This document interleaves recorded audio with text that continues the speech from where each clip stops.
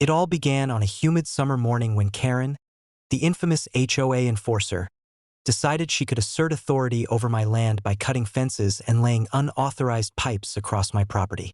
She had clearly convinced herself that her self-appointed role gave her the right to manipulate, invade, and control parts of my property at will. What she didn't realize was that her audacity would set off a chain of events that she would deeply regret. I first became aware of her actions when my security cameras captured unusual activity along the perimeter of my property. Karen was seen instructing a crew to cut through fencing and lay pipes that connected to her property, all without my consent. Her actions were brazen, deliberate, and entirely unlawful. Rather than confronting her immediately, I documented every moment, understanding that her overreach could be leveraged as evidence in a decisive response. Karen, confident and oblivious, believed that she could enforce her will without consequence. She called the HOA, detailing her unauthorized modifications as if they were sanctioned. Meanwhile, I consulted legal counsel and began drafting a plan that would turn her audacity into a spectacular defeat. Every fence she cut, every pipe she laid, was now part of a record that would ensure she could not claim ignorance. When I finally confronted her, Karen was mid-rant, waving her clipboard and insisting that she was protecting the neighborhood. I calmly addressed her, explaining that her actions constituted trespassing, property damage, and illegal utility manipulation. Her smirk faltered, but she tried to argue, citing HOA rules she believed justified her actions. I allowed her to continue, documenting every word, knowing that the more she spoke, the clearer her culpability became.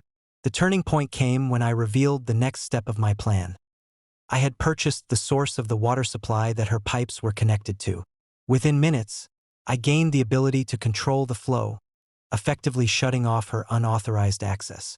Karen's smug confidence evaporated as she realized her actions had triggered a situation where she was entirely dependent on me for something she had assumed she could take for granted. Authorities were informed and arrived promptly to assess the situation.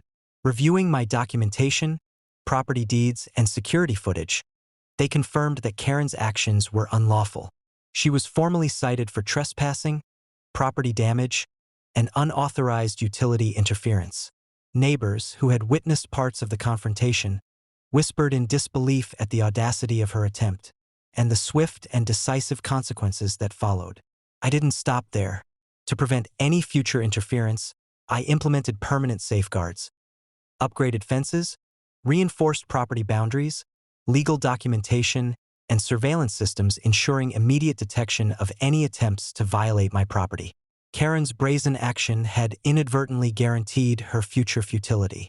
From my vantage point, observing Karen retreat flustered, humiliated, and legally exposed, I reflected on the lesson she had learned. She had attempted to manipulate and control my property without consent, assuming audacity could replace legality. Instead, she encountered preparation, legal authority, and strategic foresight, resulting in her complete failure. The moral was unmistakable. Overreach, arrogance, and attempts to assert control over what is not yours are no match for preparation, documentation, and strategic enforcement. Karen had cut fences and laid unauthorized pipes, but in the end, she had only secured her own humiliation while I gained full control over my property and its resources.